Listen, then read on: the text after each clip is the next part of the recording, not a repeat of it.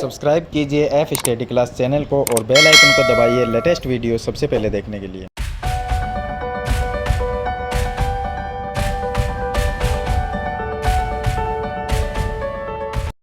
Hello students, आज इस video में हम कक्षा 9 का जो चैप्टर नंबर 8 है जिसका नाम है चतुर्भुज, उसमें प्रमेय दी गई हमें 8.7। तो इस वीडियो में हम प्रमेय नंबर 8.7 और 8.8 को सरल करेंगे। पीछे वाली वीडियो मैंने आपको प्रमेय नंबर 8.6 तक है वो बता दिया है, तो वो जो वीडियो आपको देखनी है तो इस वीडियो के लास्ट में मिल जाएगी या आई बटन पे वो वीडियो आपको मिल जाएगी। तो हम इस वीडियो में चलिए शुरू करते हैं प्रमेय नंबर 8.7। तो आप वीडियो को जल्दी से लाइक कर दीजिए और चैनल को सब्सक्राइब कर लीजिए। तो यहाँ पर देखिए हमें दिया गया है कि यदि एक चतुर्भुज के विकर्ण, अब ये एक चतुर्भुज है, इसका नाम लिख देते हैं ए बी सी और D. A B C D क्या है? एक चतुर्भुज। इसके जो विकर्ण एक दूसरे को समद्विभाजित करे, अगर इसके विकर्ण हैं एक दूसरे को बराबर बराबर भागों में काटते हैं, तो चलिए हम एक दूसरा विकर्ण भी बना लेते हैं इसके साथ में। तो ये हो गए दो विकर्ण हो गए। समद्विभाजित करे तो वह एक समांतर चतुर्भुज होता है। यानी इसका कहने का मतलब क्या है? कहने का मतलब ये है कि एक चतुर्भुज है, उसके अगर विकर्ण एक दूसरे को बराबर बराबर भागों में काटते हैं, यानी ये भाग जितना है, यहाँ पर ओ नाम लिख देते हैं, ये जितना भाग है उतना ही ये है, यानी ये और ये बराबर है, जितनी ये है उतना ही ये है, और इसके बराबर है ये भुजा, ये जो है आधा आधा विकर्ण बराबर है। तो ये समद्विभाजित कर रही है, यानी इस बिंदु पे एक दूसरे को काट रहे हैं। तो ये एक दूसरे को अगर काटते हैं यानी विकर्ण इसके समद्विभाजित करते हैं, तो क्या हम इसे एक समांतर चतुर्भुज कह सकते हैं? तो हमें ये सिद्ध करना है कि ये एक समांतर चतुर्भुज होता है, क्योंकि समांतर चतुर्भुज के जो विकर्ण हैं वो एक दूसरे को समद्विभाजित करते हैं। तो ये चीज़ हमें सिद्ध करनी है कि ये समान। अब इसमें हमें ये विकर्ण तो दिया गया, आप ये नहीं कह सकते कि इसके अंदर जो विकर्ण है वो एक दूसरे को समद्विभाजित कर रहे हैं तो ये एक समांतर चतुर्भुज है, ऐसा नहीं कह सकते, क्योंकि ये तो चीज़ तो हमें दी गई है। अब हमें इसमें सिद्ध जो करना है वो ये सिद्ध करेंगे कि ये एक समांतर चतुर्भुज है। तो इसके लिए हम क्या करेंगे? सबसे पहले तो हम लिखते हैं कि दिया है, क्या दिया गया है? हमें दिया गया ओ ए और ओ सी बराबर है, क्योंकि विकर्ण क्या कर रहे हैं? एक दूसरे को समद्विभाजित। तो ओ ए हम लिख सकते हैं ए ओ बराबर ओ सी, और दूसरा लिख सकते हैं बी ओ बराबर ओ डी, बी ओ बराबर ओ डी। हमें सिद्ध करना है कि ए बी सी डी एक समांतर चतुर्भुज है, तो हम लिख देते हैं ए बी सी डी एक समांतर चतुर्भुज है। अब देखिए समांतर चतुर्भुज के लिए हम क्या करेंगे? अब समांतर चतुर्भुज के लिए हम इसमें जो इसकी भुजाएं हैं, अगर हम या तो चारों भुजाओं को बराबर सिद्ध कर दें, क्योंकि समांतर चतुर्भुज में समूह भुजाएं बराबर होती है, तो हम क्या करेंगे? ए बी बराबर तो सी डी कर दें और ए डी बराबर बी सी कर दें, तो ये समांतर चतुर्भुज सिद्ध हो जाएगा। या हम ऐसा कर सकते हैं कि ए बी बराबर सी डी कर दें और ए बी सी डी को बराबर भी कर दें और साथ में इनको समांतर भी दिखा दें, यह ऐसा हो सकता है। तो चलिए हम क्या करेंगे? हम ऐसा करेंगे कि इसमें भुजाओं को बराबर दिखा देते हैं। अब देखिए इसमें भुजाओं को बराबर कैसे दिखाएंगे? अगर हम इसमें से एक त्रिभुज ये ले और दूसरा त्रिभुज ये ले, अगर हम दोनों त्रिभुज को सर्वांग कर देते हैं तो ये जो भुजा है वो इसके बराबर हो जाएगी। इसी तरह से ऊपर और नीचे वाले त्रिभुज को हम सर्वांग कर देंगे तो ऊपर वाली भुजा नीचे वाली के बराबर हो जाएगी, यानी ये भुजा इसके बराबर हो जाएगी और ये इसके बराबर। तो हम कह सकते हैं कि एक समांतर चतुर्भुज है, क्योंकि इसमें भुजाएं आमने से, यानी सम्मुख जो भुजाएं हैं वो क्या है? बराबर है। या हम ऐसा कर सकते हैं कि ये इन दोनों को सर्वांग कर देंगे और ये भुजा इसके बराबर हो जाएगी, और ये जो कोण है, ये जो कोण वो इस कोण के बराबर होगा। तो यहाँ पर देखिए ये जो दो कोण बराबर होंगे तो ये कौन से कोण है? ये है एकांतर कोण है, और एकांतर कोण जब बराबर होते हैं तो भुजाएं क्या होती है? रेखाएं क्या होती है? समांतर होती है। तो यानी इन भुजाओं को हम बराबर भी कर दें और समांतर भी दिखा दें, या ऐसा कर सकते हैं। तो चलिए हम जैसा भी करेंगे, चलिए देखिए इसकी उत्पत्ति में देखिए, उत्पत्ति में हम क्या करते हैं? तो हम आपको ये तरीका ले लेते हैं। क्या लेंगे? हम ये ले लेते हैं कि एक त्रिभुज ये लेंगे और दूसरा ये लेंगे। तो एक तो ये हो गया और एक त्रिभुज ये हो गया। इसका क्या नाम है? ए ओ डी। तो हम लिखते हैं त्रिभुज ए ओ डी वह।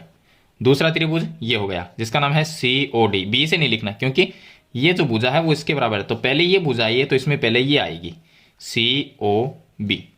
तो ये होगा सी ओ बी में। अब देखिए इस त्रिभुज में ये भुजा और इधर वाले में ये भुजा बराबर है, यानी हम लिख सकते हैं ए ओ और सी ओ बराबर है। तो हम लिख सकते हैं ए ओ बराबर सी ओ, या ओ सी लिख दें। तो ये चीज़ क्या है? हमें दिया है, क्योंकि यहाँ पर लिखा है हमने कि ये चीज़ दी गई है। और दूसरी, इस त्रिभुज की बात करें तो ये भुजा किसके बराबर है, इसके बराबर है। यानी कि हम लिख सकते हैं डी ओ बराबर ओ बी।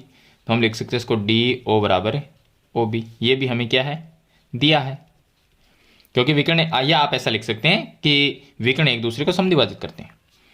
चलिए, दो चीज़ हो गई। अब दूसरा देखिए, ये जो कोण है और ये कोण, ये बराबर होंगे। इसको 1 नंबर नाम देंगे, ये 2 नंबर। 1 नंबर 2 नंबर क्यों बराबर है, क्योंकि ये शीर्षाभिमुख कोण है। तो हम क्या लिखेंगे, कोण नंबर 1 बराबर कोण नंबर 2। ये क्या है, शीर्षाभिमुख कोण है, शीर्षाभिमुख कोण, शीर्षाभिमुख कोण है, इसलिए ये दोनों बराबर है। तो यहाँ पर हमने 3 चीज़ें बराबर कर दी। तो इसमें कौन सा नियम लग गया, देखिए 2 भुजाएं हैं, 1 कोण है, तो नियम लगता है एस ए एस नियम से, एस एस नियम से, यानी भुजा कोण भुजा नियम से। ये दोनों त्रिभुज सर्वांग सम हो गए। तो हम लिख देंगे त्रिभुज ए ओ डी सर्वांग सम है त्रिभुज सी ओ बी के, दोनों सर्वांग सम है। तो भाई इनके जो संगत भाग हैं वो भी बराबर होंगे। तो हम कह सकते हैं कि ये जो भुजा है ये इसके बराबर होगी by C P C T. तो ए डी बराबर होगी बी सी। तो हम लिख सकते हैं कि ए डी भुजा बराबर होगी बी सी के। क्यों, C P C T, C P C T से। और अगर ये भुजाएं, देखिए भुजा तो बराबर हो गई, और ये जो कोण है इसको नाम देते हैं कोण नंबर 3, और ये कोण इसके बराबर होगा, ये कोण नंबर 4। तो कोण नंबर 3 बराबर होगा, ऐसा मत कर देना आप कि ये कोण इसके बराबर होगा, इसके बराबर नहीं होगा, ये कोण इसके बराबर होगा। तो कोण नंबर 3 है वो कोण नंबर 4 के बराबर होगा। तो हम लिख सकते हैं कोण नंबर 3 बराबर कोण नंबर 4। ये भी क्या है, सी पी सी टी से। तो इन दोनों भुजाओं को हमने बराबर कर दिया, और ये दोनों कोण बराबर। अब भुजाएं तो हमने बराबर कर दी, ये 2 भुजाएं हैं वो बराबर तो कर दी। अगर इन दोनों को समांतर और कर दें तो क्या होगा, ये एक समांतर चतुर्भुज कहलाएगा। तो इनको समांतर कैसे करेंगे, तो देखिए आप यहाँ पर देखिए कि कोण नंबर 3 है वो कोण नंबर 4 के बराबर, और यहाँ पर एकांतर कोण बन रहा है। तो ये क्या है, एकांतर कोण हो गए। एकांतर कोण बराबर है, ये क्या है, 3 नंबर और 4 नंबर एकांतर कोण है, और एकांतर कोण बराबर भी है। तो यहाँ पर 3 नंबर 4 नंबर बराबर है। तो हम क्या लिख देंगे कि एकांतर कोण बराबर है, या हम ऐसा लिख सकते हैं कि ए डी बराबर बी सी है। यहाँ पर लिख देता हूँ मैं, ए डी बराबर बी सी तथा एकांतर कोण बराबर है। ये दोनों भुजाएं बराबर भी है, और जो एकांतर कोण बन रहे हैं वो क्या है, वो भी बराबर है। तो जब एकांतर कोण बराबर होते हैं तो भुजाएं क्या होती है, जो रेखाएं होती है वो समांतर होती है। तो ये इसके समांतर हो गई। कोण बराबर है तो रेखाएं समांतर होती है। इसका मतलब कि हम लिख सकते हैं कि AD जो समांतर है वो BC के है। तो हम लिख सकते हैं AD समांतर BC। अब आप एक चीज़ देखना कि AD और BC बराबर भी हो और AD और BC समांतर भी है। जब चतुर्भुज के अंदर जिसमें भुजा बराबर और समांतर होती है तो वो समांतर चतुर्भुज कहलाता है। तो हम क्या कह सकते हैं, हम कह सकते हैं कि ABCD एक समांतर चतुर्भुज है। क्या है, समांतर चतुर्भुज है। तो इस तरह से आपको ये सिद्ध करना है। तो ये हो गया इसके प्रमेय नंबर 8.7। चलिए इसके बाद में शुरू करते हैं प्रमेय नंबर 8.8। अब देखिए प्रमेय नंबर 8.8 है। इसमें दिया गया है कि कोई चतुर्भुज एक समांतर चतुर्भुज होता है यदि उसकी सम्मुख भुजाओं का एक युग्म बराबर भी और समांतर भी हो। यानी कि आमने सामने कोई भुजाएं मान लीजिए आप, या तो इन दोनों को मान लीजिए कि ये दोनों बराबर भी और समांतर भी है, या ये दोनों AB और CD, इन दोनों को मान लीजिए कि AB और CD बराबर भी और AB और CD समांतर भी है। तो ये चीज़ तो हमें दी गई है। हमें सिद्ध करना है कि अगर किसी भी चतुर्भुज में, जैसे हमने क्वेश्चन नंबर प्रमेय 8.7 में क्या किया था, हमने समांतर चतुर्भुज सिद्ध करने के लिए भुजाओं को बराबर और समांतर किया था, और यहाँ पर दिया गया है कि समांतर और बराबर तो पहले से ही है, तो क्या एक समांतर चतुर्भुज होगा। तो चलिए हम क्या करते हैं, हम ये मान लेते हैं कि AB और BC बराबर भी है और AB और BC समांतर भी है, ये मान लेते हैं। तो क्योंकि यहाँ पर दिया गया है यदि उसकी सम्मुख भुजाओं यानी आमने सामने वाली जो भुजा, कोई सी भी मान लीजिए, या तो ये दोनों मानिए या ऊपर नीचे वाली मानिए, कोई भी दो भुजाओं को आप ये मानिए कि सम्मुख भुजाओं का युग्म बराबर भी है और समांतर भी है। तो हमने मान लिया कि AB और CD बराबर भी है और AB और CD समांतर भी है, ये मान लेंगे। तो हमें क्या दिया गया है, हमें दिया गया है कि AB भुजा है वो CD के बराबर भी है और AB भुजा समांतर भी है CD के, ये तो हमें दिया गया है। अब हमें सिद्ध क्या करना है तो वो लिख लेते हैं हम। देखिए इसमें सिद्ध करना है कि ए बी सी डी एक समांतर चतुर्भुज है। तो हम लिख लेते हैं ए बी सी डी एक समांतर चतुर्भुज है। तो ये हमें सिद्ध करना है। अब हम क्या करेंगे इसको सिद्ध करने के लिए, देखिए ये दोनों तो बराबर भी है समांतर भी है। अगर हम इन दोनों भुजाओं को, अब जो समांतर चतुर्भुज होता है उसमें क्या होता है कि आमने सामने भुजाएं बराबर और समांतर होती है। तो ये दोनों तो क्या है, बराबर और समांतर है ही, जो कि हमें दिया गया है, तो इनको तो सिद्ध करने की जरूरत नहीं। अगर हम इन दोनों भुजाओं को बराबर और समांतर कर देते हैं तो क्या होगा, ये एक समांतर चतुर्भुज बन जाए, क्योंकि ये तो बराबर समांतर है और इनको हमने कर दिया तो ये क्या हो गई, बराबर और समांतर, यानी कि सम्मुख भुजाएं बराबर भी और समांतर भी, तो ए बी सी डी एक समांतर चतुर्भुज हो गया। तो चलिए इन दोनों भुजाओं को हम क्या करेंगे, ए डी को और बी सी को बराबर भी करेंगे और समांतर भी करेंगे। कैसे करेंगे, हम एक रचना कर लेंगे कि ए को सी से मिलाया, ए को सी से मिलाया, ए और सी को मिला देंगे तो इसमें दो त्रिभुज बन जाएंगे, एक नीचे बन गया एक ऊपर बन गया। अब दो त्रिभुज हो गए तो ये रचना में लिख सकते हो कि ए को सी से मिलाया। उत्पत्ति में देखिए, उत्पत्ति में हम क्या लिखेंगे, एक तो ये त्रिभुज नीचे वाला ए बी सी, तो त्रिभुज ए बी सी, वह दूसरा त्रिभुज है ऊपर वाला जिसका नाम कहाँ से लेते कि यहाँ से ए से लिखा है ए बी सी, तो इसका नाम आएगा सी डी ए, यहाँ से आएगा क्योंकि ये उल्टा है, तो इसका नाम आएगा सी डी ए में।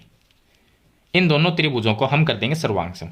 अगर दोनों को सर्वांग सम कर देते हैं तो ये जो भुजा है वो इसके बराबर हो जाएगी, सीपी सीटी से बराबर हो जाएगी, और फिर एकांतर कोण क्या होंगे, वो बराबर हो जाएंगे, एकांतर कोण बराबर हो जाएंगे तो ये समांतर हो जाएगी। तो चलिए पहले हम बराबर करते हैं। बराबर कैसे करेंगे, दोनों को सर्वांग सम कर देते हैं। तो दोनों त्रिभुज को सर्वांग सम करने के लिए क्या करेंगे, देखिए पहले तो हम ये लिखेंगे कि ए बी भुजा सी डी के बराबर है, क्यों है, यहाँ पर दिया गया है, तो हम लिख सकते हैं कि ए बी बराबर है सी डी, ये हमें दिया है, एक चीज होगी।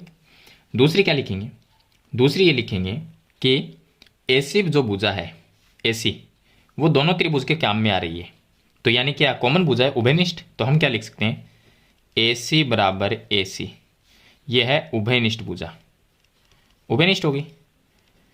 अब इसमें ये देखिए कि ए बी और सी डी ये दो समांतर है और इनके बीच में एक तिर्यक रेखा है, तो ये जो कोण है यहाँ पर, ये कोण बराबर होगा इस कोण के, हम नाम दे सकते हैं ये कोण नंबर एक, ये दो, कोण नंबर एक और कोण नंबर दो बराबर होगा, क्यों होगा, चलिए फिर से बता देता हूँ। जब दो रेखाएं समांतर होती है, ये दोनों क्या है समांतर, इनके बीच में एक तिर्यक रेखा आ जाए इस तरह से, ये आ गई एक तिर्यक रेखा। अब ये दोनों तो समांतर है और बीच में एक तिर्यक रेखा हो, तो यहाँ पर जेड की आकृति में जो कोण बनते हैं एकांतर कोण वो बराबर होते हैं, तो कोण नंबर एक किसके बराबर होगा, दो के, तो हम क्या लिखेंगे कोण नंबर एक बराबर कोण नंबर दो, क्यों, क्योंकि ये एकांतर कोण है, एकांतर कोण है, क्योंकि ये ऊपर वाली जो भुजाएं हैं ऊपर नीचे की ये समांतर है और इनके बीच में ये तिर्यक रेखा है, तो भुजाएं समांतर होती है, बीच में तिर्यक रेखा होती है, तो ये एकांतर कोण क्या होते हैं, बराबर होते हैं। तो एक नंबर दो नंबर के बराबर हो गया। तो यहाँ पर हमने क्या किया, दो भुजाएं एक कोण, नियम कौन सा लग गया, एस ए एस नियम से, एस एस नियम से दोनों त्रिभुज सर्वांग सम हो गए। तो हम लिखेंगे त्रिभुज ए बी सी सर्वांग सम है त्रिभुज सी डी ए, और सर्वांग सम जो त्रिभुज होते हैं, अब ये दोनों सर्वांग सम हो गए तो ये जो भुजा है वो इसके बराबर होगी, सिंपल सी बात है। तो हम क्या लिख सकते हैं, हम लिख सकते हैं कि ए डी और बी सी बराबर है, ए डी बराबर बी सी, ये लिख सकते हैं by C P C T, C P C T से दोनों बराबर हो गई। अब ये दोनों बराबर है तो देखिए इस त्रिभुज में, अगर इस त्रिभुज की बात करें तो ये कोण, ये जो कोण है वो कोण इस कोण के बराबर होगा, ये जो कोण है वो इस कोण के बराबर होगा, क्यों होगा, क्योंकि इसको नाम दे सकते हैं ये कोण नंबर 3 और ये कोण नंबर 4।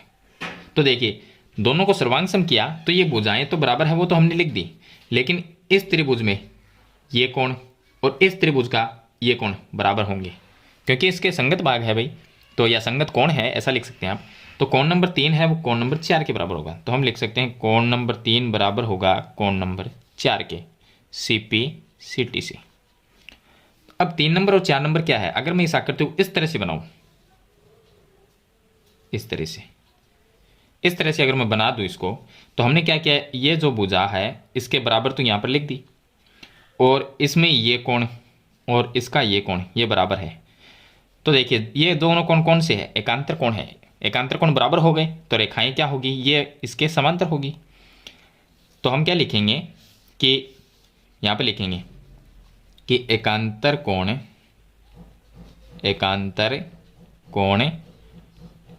बराबर है।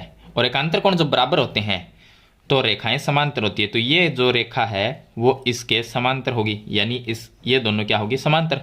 AD समांतर होगी BC की। तो हम लिख सकते हैं कि AD है वो समांतर होगी BC के। और AD और BC बराबर भी है और AD और BC समांतर भी है, यानी ये दोनों भुजा जो है बराबर भी है और ये दोनों समांतर भी है। और ये पहले से हमें क्वेश्चन में दिया गया था, नीचे वाली ऊपर वाली बराबर और समांतर है, और ये हमने सिद्ध कर दी बराबर और समांतर। तो ये क्या बन गया, ABCD एक समांतर चतुर्भुज। तो हम क्या लिख देंगे, अतः ABCD एक समांतर चतुर्भुज है। चाहे तो आप इसे AD बराबर BC को यहाँ पर भी लिख सकते हैं कि AD बराबर BC है। यानी कि समांतर चतुर्भुज में होता क्या है, जो समूह भुजाएं होती हैं वो बराबर भी होती है और समांतर भी होती है। और यही चीज़ अगर क्वेश्चन में दी गई तो अलग बात है। अगर हम ये सिद्ध कर देते हैं कि जो समूह भुजा है वो बराबर भी है और समांतर भी, जैसे हमने AD और BC, यहाँ पर भी AD BC है, AD BC को बराबर भी कर दिया और AD और BC को समांतर भी कर दिया। तो यानी इसका मतलब क्या हुआ कि ये समांतर भी और बराबर भी है, तो ये क्या हुआ, एक समांतर चतुर्भुज। और ये दोनों आपस में पहले से दी गई है, क्वेश्चन में दी गई है कि AB है वो CD के हमने बराबर मानी थी जो क्वेश्चन में दी गई है।